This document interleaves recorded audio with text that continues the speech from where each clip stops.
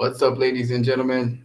Once again, we're going to talk some boxing, and this is a live broadcast. It's about 9:44 p.m., quarter to 10 in the night, and we're going to do talk a little bit about boxing, especially the upcoming fights that we had. Hold on a second, though. Just sort this out real quick. 9:44 p.m., quarter to 10 night. Okay. So I don't know how many of you boxing heads are out there. But we're talking mostly upcoming fights, as you can see. Terrence Crawford versus Amir Khan, Danny Garcia versus Adrian Granados. And in terms of Crawford versus Khan, we're going to look at some of the undercard.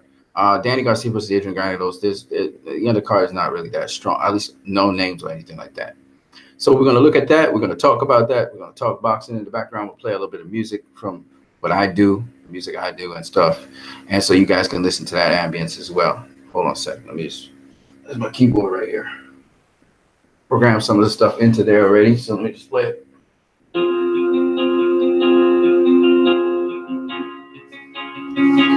Yeah. So basically we've been talking boxing here, and I hope you guys enjoyed this channel. If you want to, you can donate to this channel at any time, whenever you wish. Shout out to Tommy Temper for what you're trying to engage me and get new people to this channel as well. So shout out to you. You're probably sleeping right now, or you may be up. Wanted to talk about also some of the past fights that happened as well, and just a little bit to you guys about what I think, my opinion on some of these fights. It's kind of weird. Every time I look at the viewing, my chin, my face, my head is almost out of the video. Maybe it's how I dropped my chin or something. I got it up again. Anyways, so we're going to talk some boxing. Jackson the Hopeful. What's up, my brother? You're still up. That's cool. Where are you from, Jackson? I'm really curious to find out where you're from. I realize you got some knowledge on boxing. I like that. Let's talk some boxing, man. Let's talk some boxing. So we're going to talk about the upcoming fights. First of all, we'll start with Amir Khan versus Terrence Crawford.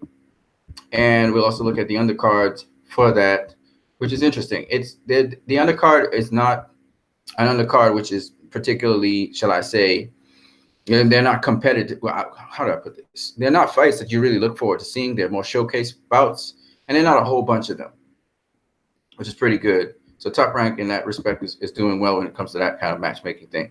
So we're looking at featherweight. Shakur Stevenson, he's going to be in his 11th fight facing a guy called Christopher Diaz. That should be an interesting fight, showcasing, of course, Shakur Stevenson. Teofimo Lopez will be, again, having a showcase fight against Edis Tatley. That should be interesting. Edis Tatley is an experienced boxer.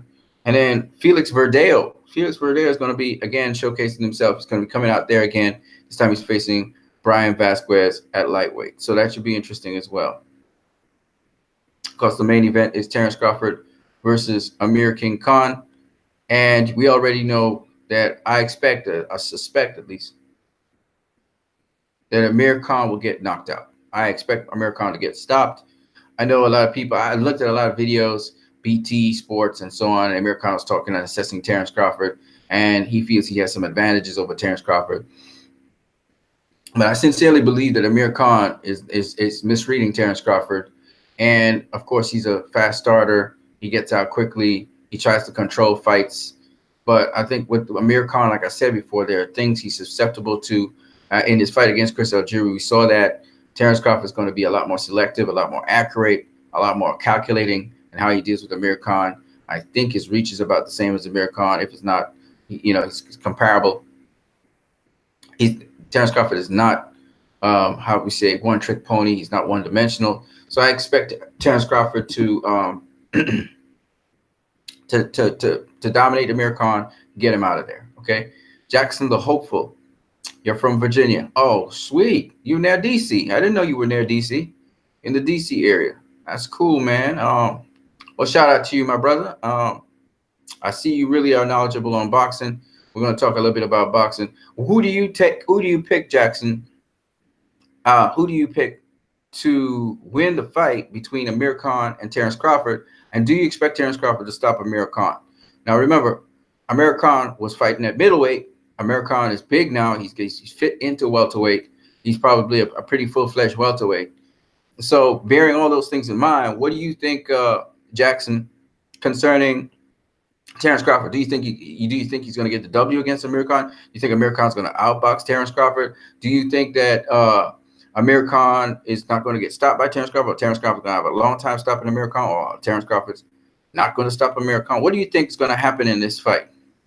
What's your assessment on the situation? Remember, Virgil Hunter is Amir Khan's trainer, so I want to hear what you say. Now, in Amir Khan's credit, let me just get to Amir Khan. So, okay. So Amir Khan, he dispatched a Philo Greco rather quickly. Okay. Philo Greco, who's, he's not a great fighter in any way, shape, or form. He's an okay fighter. He's not elite in any way, shape, or form. Excuse me for a second here.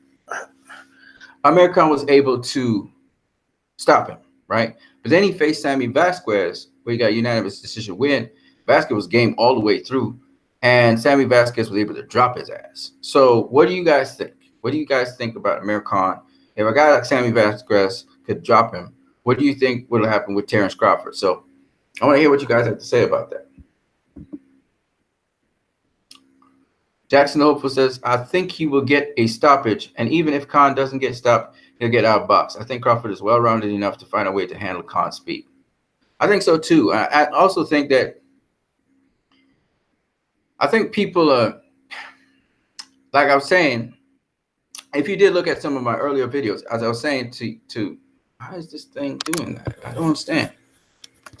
I keep on, if I bend over a little bit, this thing, I'm adjusting the height. It's like my face is almost out of the screen. That's crazy. But yeah, I adjusted it there. Okay, good. So we're good. All right, yeah. So I think there's a lot of things people do not understand. People talk about speed, but there's something called reaction time. There's something called quickness. Quickness has to do with how fast you can process information, as well as how quickly you can either initiate or react to something. So the key here in any fight, in any boxing match, is who is dictating the fight. Amir Khan gets out fast in many fights, but is Amir Khan dictating the fight? That's the question you have to ask yourself. A lot of people overlook the body shots that Danny Garcia got in on Amir Khan through the earlier rounds. Everybody was saying Amir Khan was outboxing Danny Garcia. No, Danny Garcia was actually handling Amir Khan, and he was actually outboxing Amir Khan. Let me give you an example of what I mean.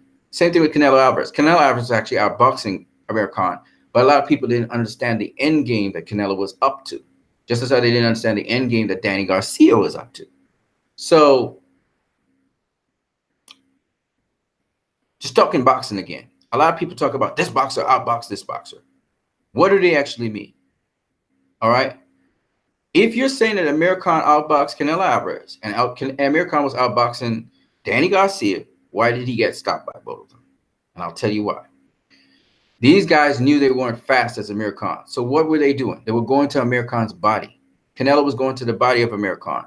Danny Garcia, the same thing. Go watch the fight again. The point being, these guys were systematically breaking down Amir Khan. They set him up with punches so that they could land their knockout punch. Okay? Amir Khan has speed and quickness. No, not so much quickness, but speed. He has a lot of speed. Another person who's like that is Katie. Katie has a lot of speed.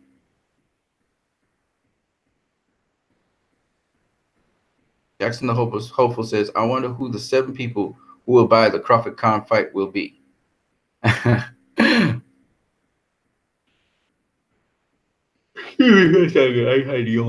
That's funny. I think some of Khan's followers is going to buy the fight. So Khan has a following base, and I think they will buy the pay-per-view.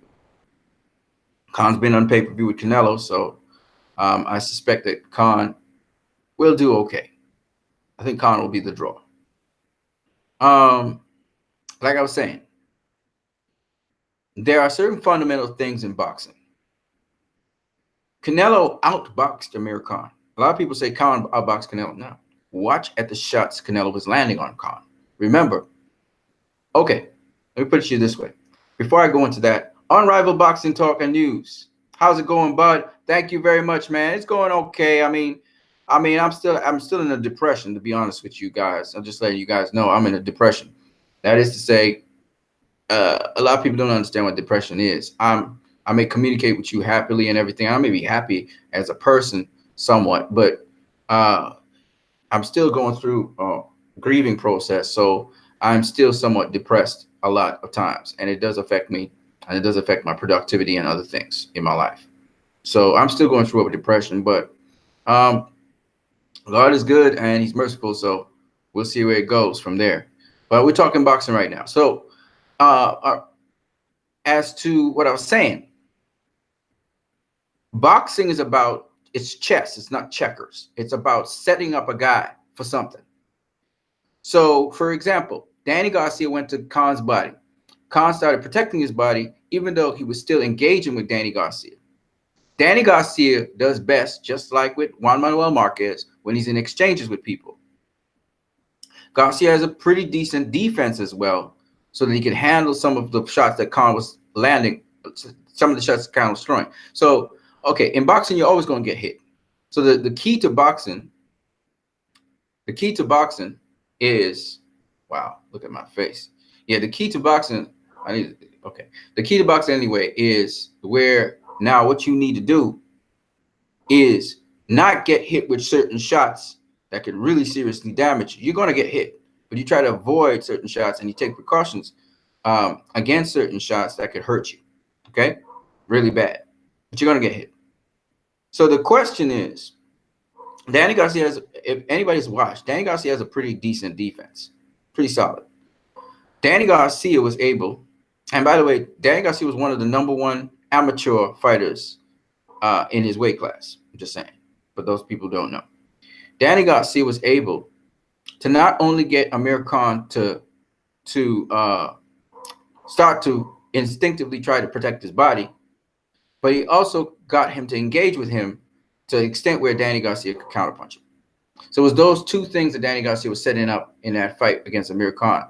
And a lot of people were not aware of it because a lot of people didn't know who Danny Garcia was. And secondly, a lot of people did not respect what was happening in that ring. They weren't really observing what Danny Garcia was doing. They were paying attention to what Amir Khan was doing. Amir Khan versus Canelo Alvarez, same thing.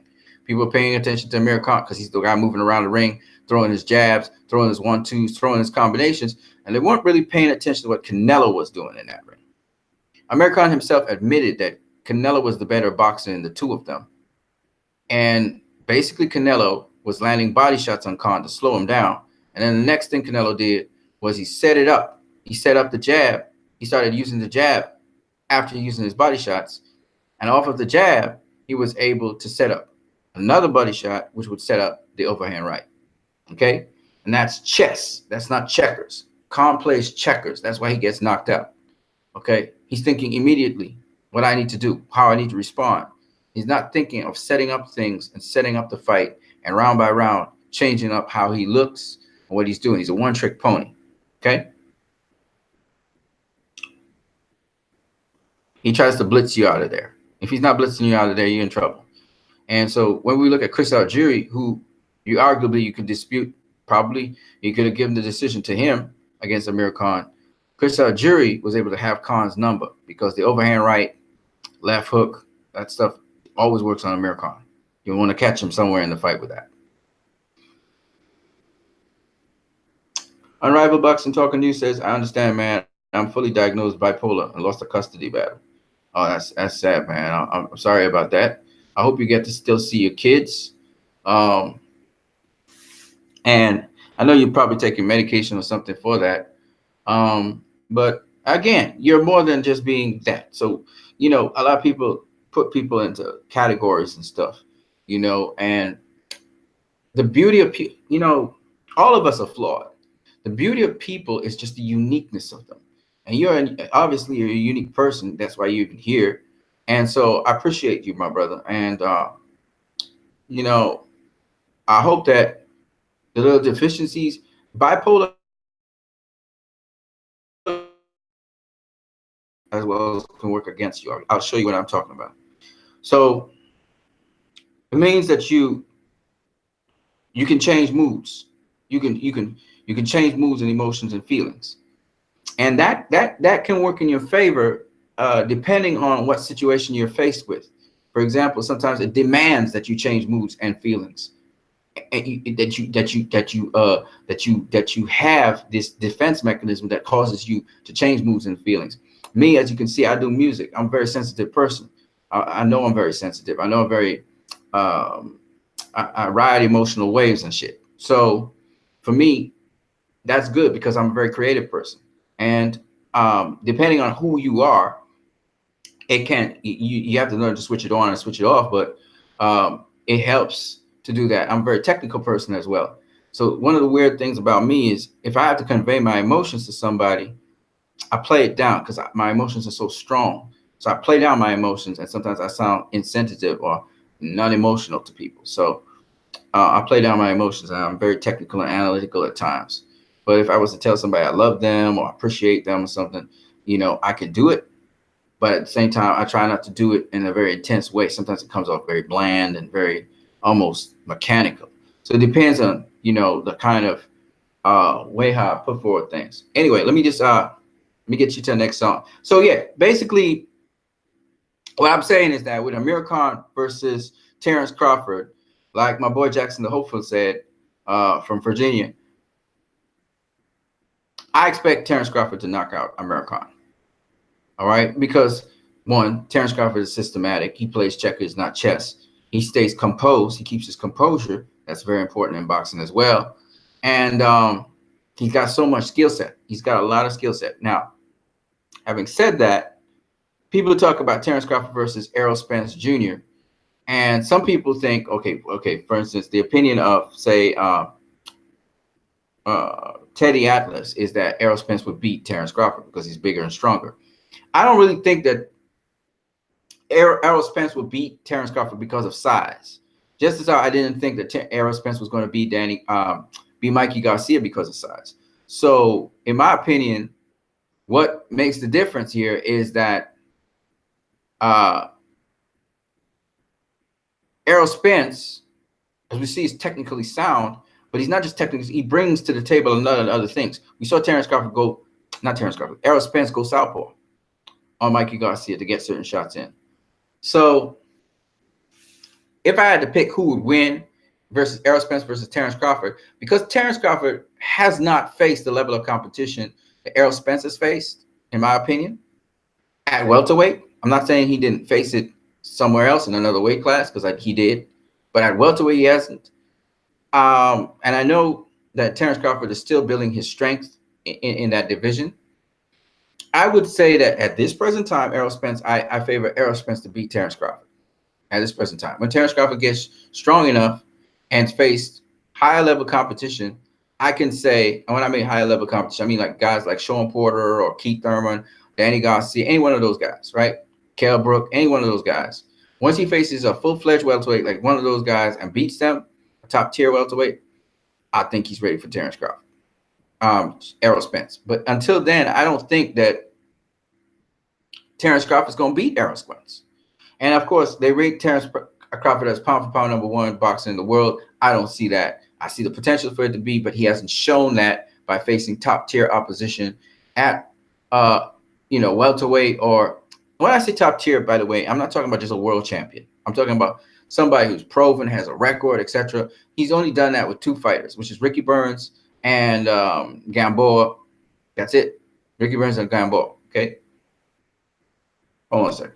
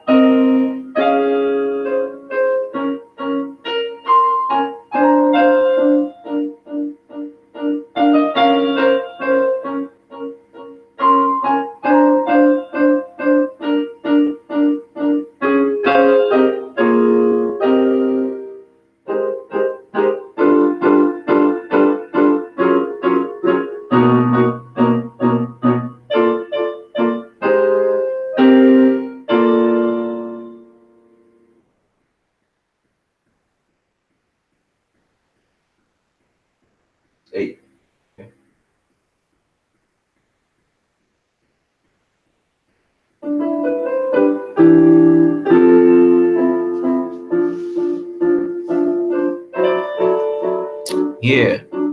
So yeah. So talking about that, in my opinion,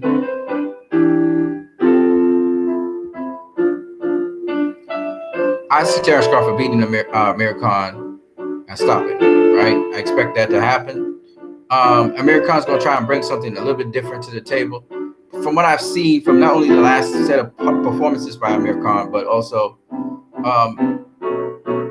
his history of getting stopped or beaten by fighters who understand what he's susceptible to, and that's not going to change anytime soon. Amir Khan's Amir Khan. That's his style of fighting. I expect him to get, stopped by Terrence Crawford. Terrence Crawford has killer instinct. He has always had it since the amateurs. I think Terrence Crawford, once he gets Khan hurt, he's going to go for the kill and he's going to finish off Amir Khan. It's just what it is. All right. If he doesn't, then he's all hype. That's all it will say. So anyway, let's move on to the undercards. I talked to you guys about the undercards a little bit. And with Amir Khan, his performance against Samuel Vargas showed us something. His susceptibility still to those punches and still getting dropped. Just 3 fights ago, he got knocked out by Canelo Alvarez. Algieri arguably beat him. Louis Collazo wrecked his nose. If you do remember, he had a bloody nose at the end of that fight. Julio Diaz had dropped him. Carlos Molina had made him wobble. And Danny Garcia knocked him out. So if you look at Khan's history, just the history of Amir Khan, and I'm watching it in front of me here in BoxRec. Dude got hurt by Molina, dropped by Diaz. Louis Collazo broke his nose. He beat Devin Alexander fair and square. Chris Algieri rocked his ass a number of times. So Canelo Alvarez comatosed him. All right, he stopped Filo Greco, but Samuel Vargas came and dropped him. This is what has happened with Khan. This is his history. Okay, so Terrence Crawford is coming into a gimme fight in which he's going to annihilate Amir Khan. Everybody's going to rate Terrence Crawford very highly again. When in fact, I think that I truly feel that that's not the situation. That he's actually going to knock out a guy who's already been knocked out, a guy who's already been stopped, a guy who's susceptible and has weaknesses, and it's just a name now. Okay, everybody's got Amir Khan's number. Jackson Hopeful says, "How do you feel about Sean Porter Garcia fight?" Sean Porter Garcia fight. What? Sean Porter versus Danny Garcia, the fight that went? No, I thought Porter won. I thought Porter won that fight. It wasn't the cleaner puncher. It was Danny Garcia was the cleaner puncher. But I thought Porter did a lot more than Danny Garcia did. That's pretty much it. Activity-wise and so on, how you got Garcia into certain situations, I think Porter won that fight because of that. No other reason. So the other fight that I want to talk about, therefore, as we were talking about Danny Garcia, is Danny Garcia versus Adrian Granados. All right, that's coming up next. Garcia versus Adrian Granados. So let me make a couple comments first. First of all, I saw the Munguia fight. Told me Munguia was not ready for. Munguia wasn't ready for.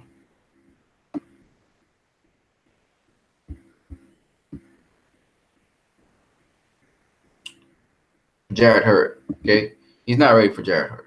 That's kind of clear.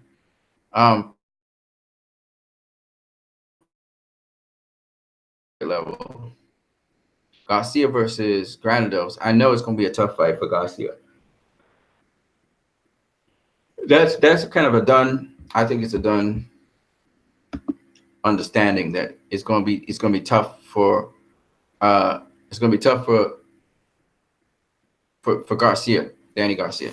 By the way, did you guys see that Danny Garcia had this sort of parody on Tony Montana, Scarface? where he's now called Danny Montana. I thought it was pretty funny, and he had a Tony Montana imitation.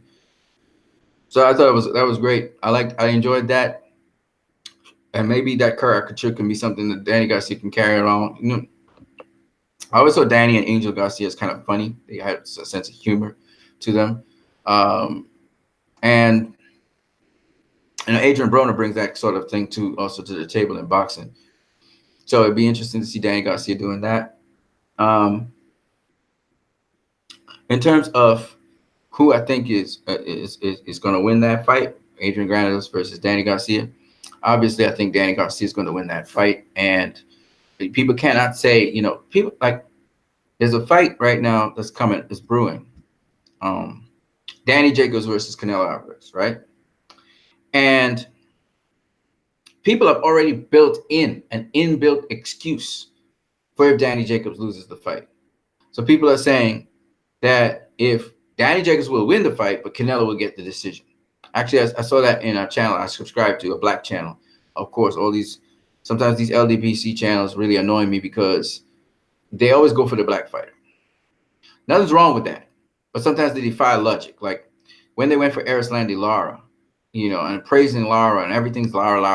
And I was like, first of all, Lara is no Floyd Mayweather, okay? And I continuously say to people, go back and watch the fight Canelo versus Erislandy Lara. Go back and watch the fight Canelo versus Austin Trout. He beat those guys. He beat both of those guys. All right? But, some of these guys are partisan in their opinions about black fighters. I'm not mad at them because there's always the other side of the equation, and they're pushing back in the sense that a lot of people try to bad talk black fighters. Okay? This is what it is. So, but when it looks at, this inbuilt excuse, Danny Jacobs, he's going to win the fight, but Canelo is going to have to, get the decision. That's bullshit. Okay? The two fights that Canelo faced against Gennady Golovkin, he beat his ass twice. First time, he showed superior defensive skills. The second time, he bullied his ass. He bullied Golovkin, and they were trying to say, Golovkin was trying to use his jab and box Canelo. Fuck that. Fuck that shit. If Golovkin was boxing Canelo, he would have beaten his ass up just like how he did David Lemieux. He wasn't trying to box Canelo. He was trying to bang Canelo, but Canelo took it away from him and made him go on the back foot and bullied his ass. And that's the smaller guy bullying the bigger guy. And now some people are conceding after this shit. They're conceding, oh yeah, Canelo beat Golovkin in the second fight, but in the first fight, he lost to Golovkin. That's bullshit. Both fights Canelo won. The judges gave Canelo a draw where they should not have given him a draw. And I always say Adelaide Bird was 100% correct in that first fight. Canelo beat Golovkin 9-3, 8-4, 10-2. Okay? He beat his ass. He beat him fair and square. The second fight, he beat him even more convincingly than the first. And he just didn't get the stoppage. He didn't stop them. All right? And if they have a third fight, now progressively Golovkin's face has gotten worse and worse. In his first fight against Danny Garcia, he had some bruising. In the second fight against Canelo, that is his second fight with top-tier opposition, his first fight with Canelo had damaged his face. In the third fight he had with top-tier opposition, which is with Canelo butchered his face. At the end of the fight, Golovkin's face was bruised up and banged up. Canelo's face was not. He had a little cut on the side of his face, and that was it. He went to party and all kinds of things. Saying, y'all motherfuckers need to stop praising Golovkin and praising these motherfuckers. Get off the train like that and watch with your eyes, okay? And don't give me that bullshit about Golovkin is getting old. He hardly has wear and tear on him, okay? Oh, the training camps and bullshit. But y'all never say that about Floyd Mayweather. Get the fuck out of here. So those people who keep on lying is bullshit. Jackson the Hopeful says, I remember the LD. What's wrong with these motherfuckers? I mean, come on, man. This is not about partisanship. This is about boxing. Tell me what's happening in the ring. Tell me what you see, what you actually are seeing. Don't tell me what your political point of view is. And a lot of these guys, they play politics with boxing. Nobody wants to say nothing about Bob Arum that's negative. But y'all said a host of shit about Don King, all right? Because this guy's a rich white Jew, All of a sudden, you don't want to say shit about him. Fuck Bob Arum. That's what I say. I don't give a fuck about Bob Arum. Why? Because Bob Arum has hurt the sport of boxing numerous times. Okay? Bob Arum is the reason Manny Pacquiao did not face Floyd Mayweather back in 2010. That motherfucker, Bob Arum, talking about he wants the best fights. But why are you putting on Terrence Crawford versus Amir Khan then? That's a bullshit fight. And we all know this. We know Khan gonna get stopped. Everybody knows this. All right? It's a bullshit fight. But he puts on the greatest fights because what? It's top rank? Get the fuck out of here. So, like I said, Todd LaBeouf is a cool dude. Bob Arum is an old fart. He need to get out of the game. All right? He can do whatever he wants, of course. He need to get out of the game. He had a deal with HBO and ESPN. They're the ones that was doing all these nasty things against Floyd Mayweather so the fight wouldn't happen against Manny Pacquiao. All right? Dirty, nasty, shitty ways of doing things. All right? And guess what? Pacquiao got his ass beat by Floyd Mayweather. Okay? And Bob Arum, now he wants to let go of Manny Pacquiao after he does him dirty with Jeff Horn. So I don't hear fucking shit about Bob Arum. Okay? I'm just saying. Those people want to defend Bob Arum and they want to because they want to pay their dues back to him. Fuck them too. Because Don King did a lot for boxing.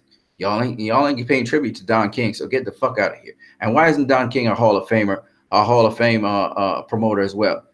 Get the fuck out of here. So I don't want to hear shit about Bob Arum. Okay. And the same way people blame this boxing politics. They don't want to say, they want to pussyfoot around certain things. I don't give a fuck. I'm going to say what I had to say. Right. Because I have allegiance to no one. So at the end of the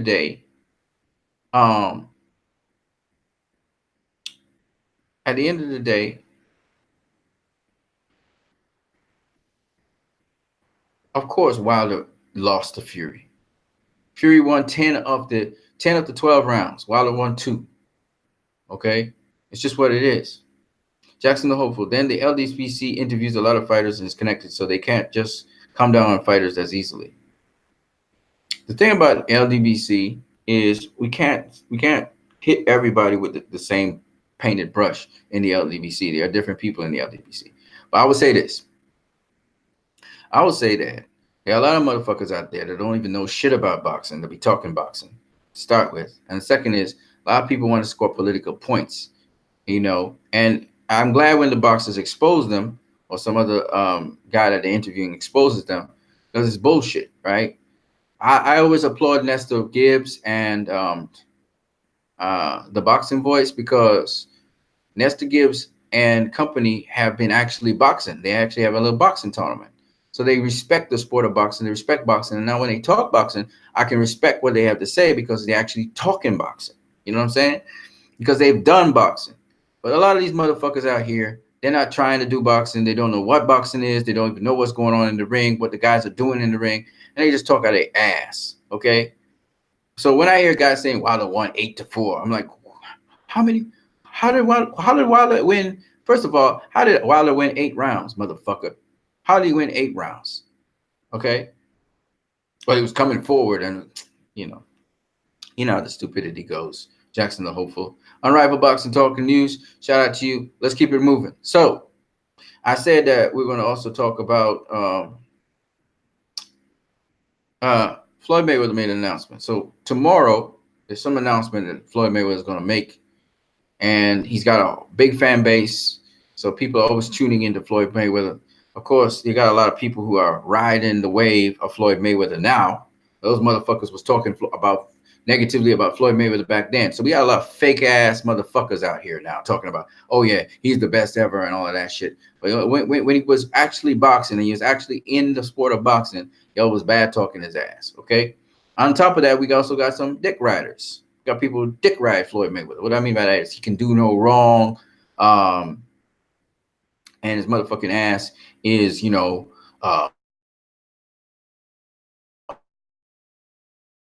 have people who are trying to paraphrase and dictate what Floyd Mayweather is supposed to say about himself. So, you have motherfucking assholes out here who are saying, Floyd Mayweather, he's the best ever because he did the boxing business the best. And that's not what I'm saying. I'm saying in the fucking ring. In the ring. I'm talking about in the ring. I don't care about what he does outside the ring. I don't care about how much pay-per-view he made. In the motherfucking ring, he's the best ever to hit and not get hit. And actually, just very recently, there was an interview Ellie Seckback had with two guys. One was a boxer, one was a coach. And they were saying Floyd Mayweather is the best ever. And they said, when you talk about the sport of hit and not get hit, he is, and the facts support that. And that's what I'm saying. I'm not bullshitting nobody. When I say that he's the best ever, that's what I'm talking about. I'm talking about boxing. I'm not talking about fighting. I'm not talking about all that other bullshit. I am talking about boxing. Oh, Christopher Smith, what's up, my dude? I haven't seen you in a long time. Oh, you are a real boxing head. 3 a.m. and you're still awake. Wow, you are exactly 5 hours ahead of me. 5 hours ahead of me, man. 5 hours ahead of me. Yeah. The computer stats demonstrated that. Yeah, for Floyd Mayweather, yes, did plus minus ratio, etc. But my point being anyway that even if this is the thing. When I start to break down what Floyd does in the ring for people to understand how complex and how difficult it is to even do that as a fighter, and he does it naturally, smoothly, even though he's obviously worked hard to do that. That's why I said he's the best ever, and I can show you from not only a technical standpoint but from a film standpoint why the other boxers are flawed and why Floyd would beat them, right? So when I say Sugar Ray Leonard got hit too much or Sugar Ray Robinson got hit too fucking much, I'm saying if your defense ain't tight, Floyd's going to beat you. He's going to win that fight. He's not going to stop you, but he's going to beat you because your defense is not tight. Floyd's defense is airtight. So you're not going to hit Floyd. He's going to hit you. So he's going to win the fight. That's what I try to explain to people. They're like, Sugar Ray Robinson, he was a knockout artist. Yeah, but Floyd fought many knockout artists. They didn't knock him out. Not only did they not knock him out, but on top of that, the motherfucker was scoring on them or beating them up. And then some of them was never the same. Shane Mosley, okay, who I argue is very similar to Sugar Ray Robinson. He patterned himself after Sugar Ray Robinson in many respects. And that motherfucker was owned, okay? Christopher Smith says the only time I've ever seen Floyd look rough was the headbutt cut. Yeah, against Marcos Maidana, right? Yeah. Christopher Smith says, I suppose Cotto gave him a bloody nose. Yeah, he got a bloody nose a couple times. Chop Chop Corley. He got a bloody nose a couple times in his career. What's his name? Carlos Hernandez, I think was his name. Not Carlos Hernandez, was it? Can't remember what his name was.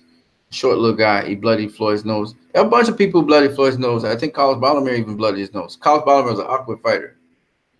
There are a couple of them that bloodied his nose. He got bloody nose a couple times. But my point anyway is he never got cut over his eye. That was with Marcos Maidana. The point I'm making anyway is this.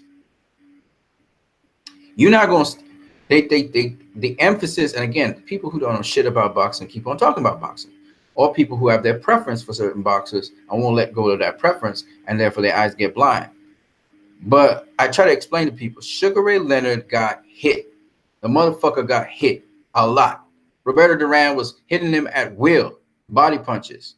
All right. Sugar Ray Leonard got hit by Thomas the Hitman Hearns quite a lot. He got hit by Marvin Hagler. A lot of body work Marvin Hagler did. Quite a lot. That was not going to happen to Floyd Mayweather. It's never going to happen to Floyd Mayweather. You know what I'm saying? So let me just start off with a sort of analytical, technical point of view. Floyd technically was much more defensively sound than all these other guys. That's why Roger Mayweather, who, God bless his soul, hopefully he can recover from his illness. But Roger Mayweather was saying Floyd got a better defense than Sugar Ray Leonard, for one. Why did he say that? Because it all starts at defense. If your defense is airtight, that motherfucker can't do you nothing. And you build your offense off of your defense. So Floyd is not a guy just going to just use defense alone. He's using it, mixing it with his offense. That alone gives Floyd an edge. Like we said, the plus-minus ratio. If Sugar Ray Leonard can't land shit on Floyd, and Floyd is landing shit on Sugar Ray Leonard, who do you think's going to win that fight? It's not rocket science. People say, well, Thomas the Hitman Hearns with those long arms and his jab. Thomas the Hitman Hearns was a Detroit boxer, but his motherfucking ass used to move too much. And he depended solely on his motherfucking jab. You cannot just depend on your jab in boxing. You have to do other things. And because, all right, I'm trying to explain something. Errol Spence used his jab against Mikey Garcia. But wasn't just the jab that Errol Spence was using against Mikey Garcia that caused him to win the fight. Pivot work. Errol Spence has beautiful pivot work. Changing levels. Errol Spence actually got lower than Mikey Garcia at certain times to body him. Errol Spence could fight on the inside. He got inside game, mid-range game, and outside game. So Errol Spence he could switch to southpaw. There were many different variables and things that Errol Spence did in there to maintain range how he wanted it. That motherfucking Thomas the Hitman Hearns did not have. Okay? So when I listen to people talk about Hearns would have beaten Floyd, I ask myself and I ask others, if Sugar Ray Leonard could get to Thomas Hearns, why wouldn't Floyd? Thomas Hearns his ass was beaten by Aaron Pryor. Aaron Pryor beat his ass in the amateurs. If Aaron Pryor never faced Thomas Hearns in the pros, even though he wanted to, Emmanuel Stewart would not allow that. Mike McCallum was never allowed to face Thomas Hearns in the pros, even though he had sparred Thomas Hearns under Emmanuel Stewart. Emmanuel Stewart saw Mike McCallum knock the fuck out of one of his fighters. All right. He was a welterweight, undisputed welterweight champion of the world. Mike McCallum knocked his ass out. Let me show you. I think it was at super welterweight, I think.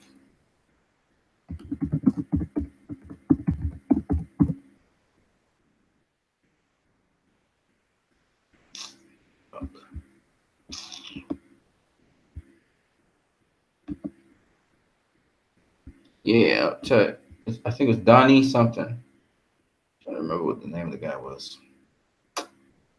Donald Corey.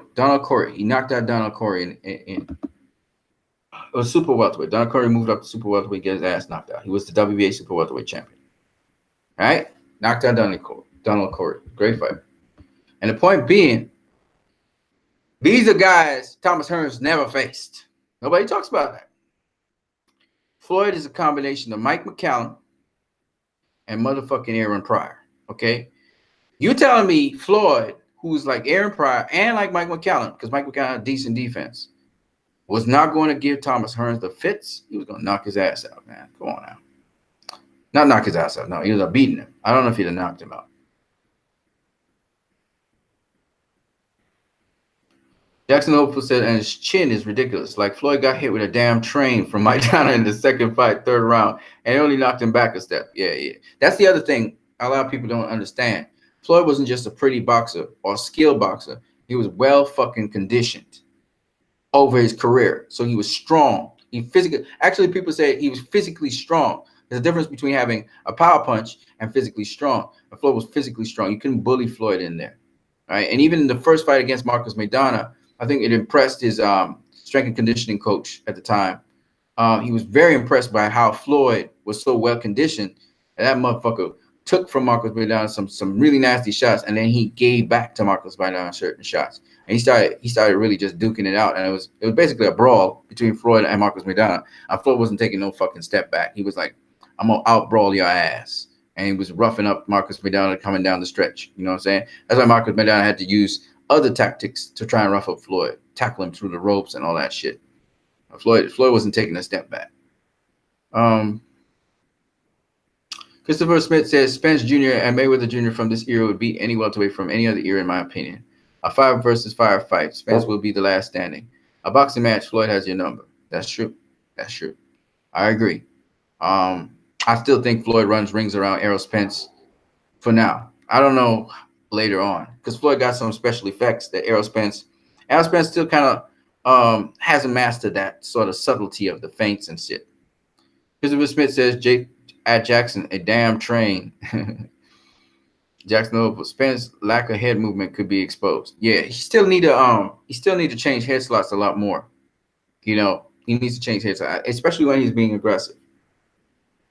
and he does depend on his jab a little too much sometimes. I think he should use some feints. Like I said, he need to feint. He need to know how to feint, and that's where that's where Mikey Garcia had a little edge on Spence. He would be feinting him different places, like he feint him as if you're gonna throw the lead right, and then he would just pivot around Spence. So it's that kind of stuff. Those little nuances that Spence still need to learn in his game. His pivot work is sick. So when people talk about Spence versus Terrence Crawford, I think Spence has the edge in terms of pivot work. Crawford has a kind of odd way of boxing sometimes where he does a little jig, kind of does a little thing like this, right? And if you time that, you can catch Crawford in between that little jig that he does to reset. So I'm just saying. But yeah, Mayweather has some announcement to make, so we'll see what that announcement is.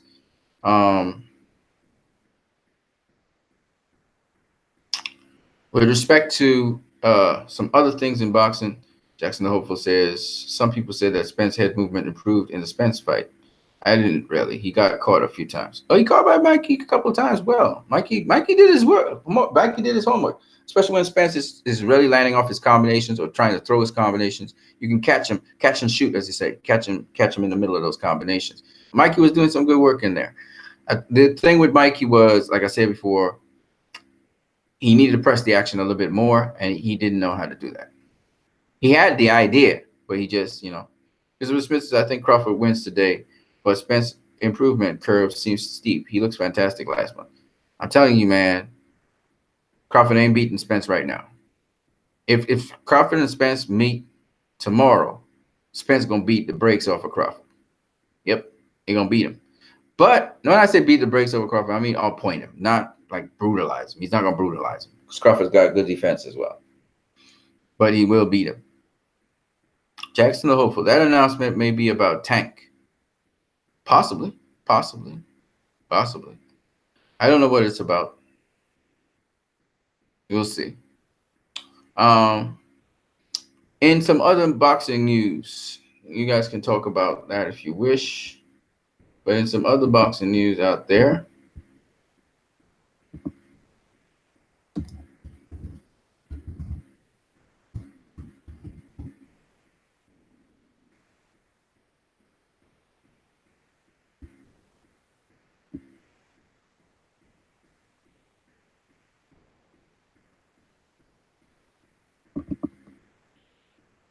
so there's a talk about Teofimo Lopez facing Lomachenko at the end of this year.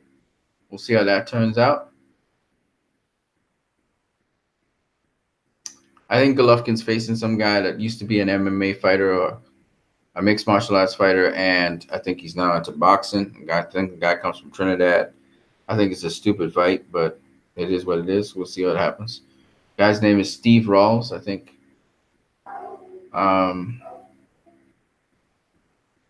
Virgil Hunter talks about Khan beating Canelo until he got caught. I already talked to you guys about that.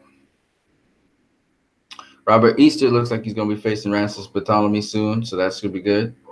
Dillian White might face Alexander Povetkin. We'll see how that turns out.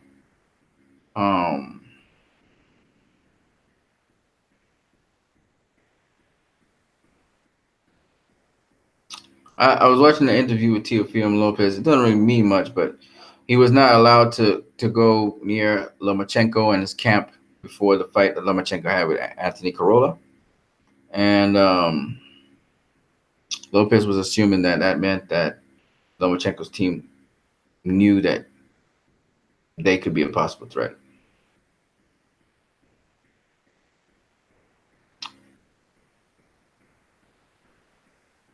They're talking about Kirkland coming back to the ring. I don't know how good that is. Of course, he can do whatever he wants to do.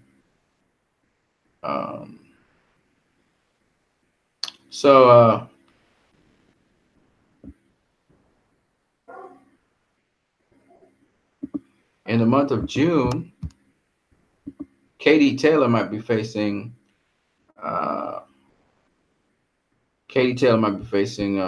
Pearson for the Undisputed Championship. All right. So we'll see how that goes down.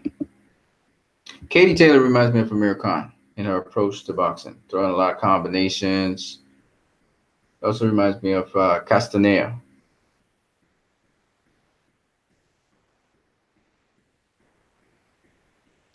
Danny Jacobs was talking about how he thought, again, Erislandy Lara beat Canelo, which is not true at all.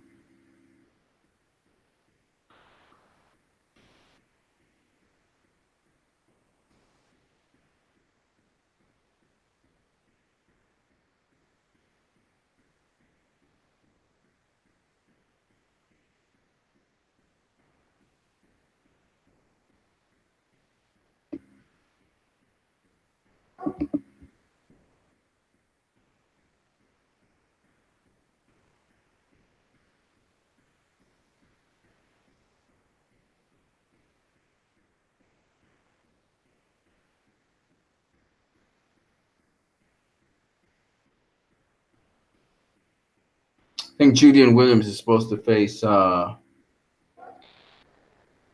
what's his name?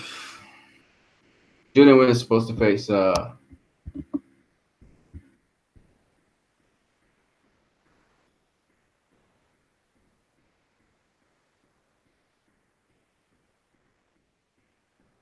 think Julian Williams is supposed to face Jarrett Hurd.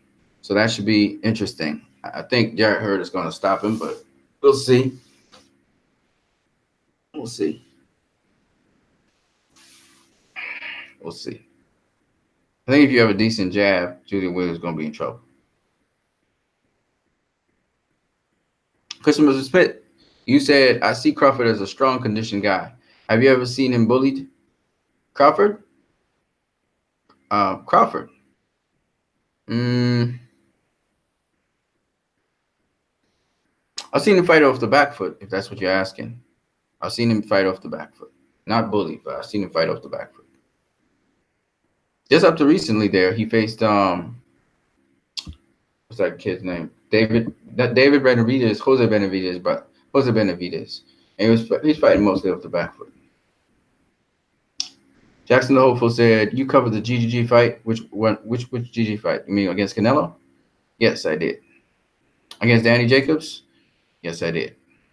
Christopher Smith, in other news, is Tank ever going to fight Lomachenko? I no longer support the brother because of his whack behavior on Twitter. Again, I don't really care about what Tank does in his free time. What I really pay attention to is what he does in the ring. So I don't really care about the boxer's personality. I'm, again, about boxing. When that guy enters the square circle, how does he perform in the square circle? That's what I'm interested in. Jackson the Hopeful. Lopez attended the Loma Corolla fight and straight up said, I ain't watched that shit.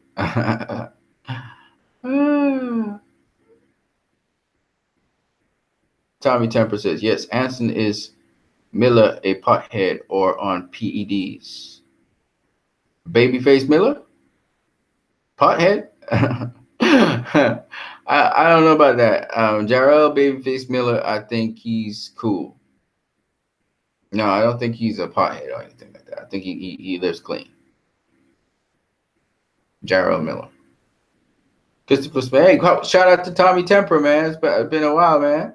Hope everything's good with you. Christopher Smith says, Loma constantly fooling him. Tank does nothing about it. Because Tank's not on Loma. Not on Lomachenko. Lomachenko, understand something. If that fight can't be made, if the fight is being made, then you'll hear Tank shit talking and shit. If the fight is not being made, why should he say anything about Lomachenko? Lomachenko's not on his radar. You know what I mean?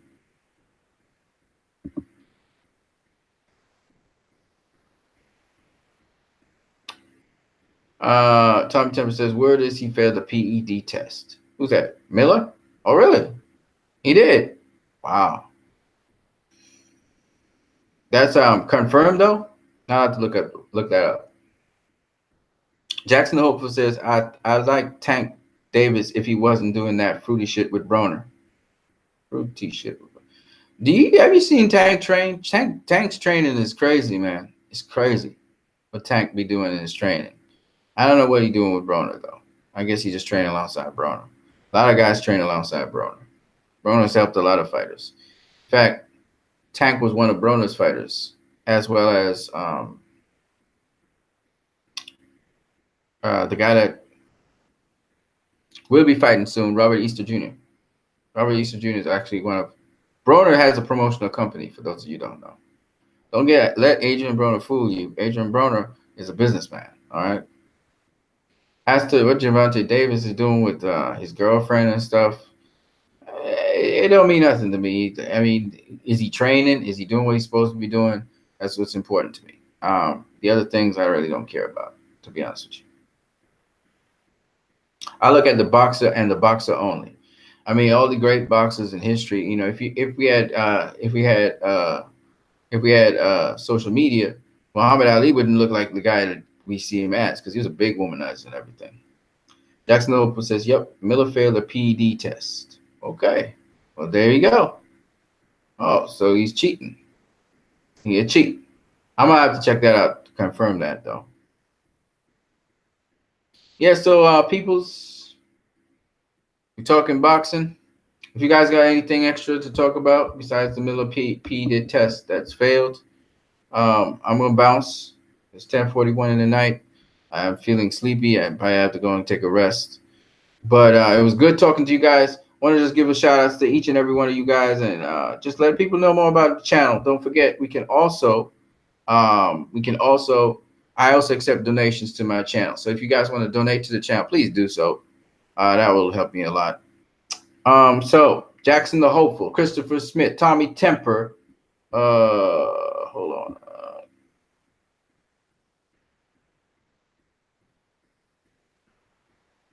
And Unrivaled Boxing Talk and News. To each and every one of you guys, I just want to say shout out to you guys. Thank you for checking out this boxing right now. I see you guys are boxing heads. That's why you're here. Anything you want to talk about? If you want to even join the chat section, I'm going to check out the Bleacher Report right now, Jackson the Hopeful. I see the link. Checking it right here. Jared May was tested positive for PED before Anthony Joshua fight. Wow. That's crazy. Dan Raphael of ESPN reported the news Tuesday, citing 3 sources who said he tested positive for the banned substance GW1516. Miller is scheduled to fight Joshua in New York's Madison Square Garden, but this positive test stemmed from a random urine test from March the 12th. There is a certain level of irony to this development, seeing how it was Miller who accused the British of using PEDs leading up to the fight. Peter Hansen of Sporting News noted Miller implied Joshua couldn't have added as much muscle as he did without using banned substances, although the latter issued quite the response to the British media outlets. As a compliment, because if I was, I would not even be able to fit into the shirt. I've been training since I was 18.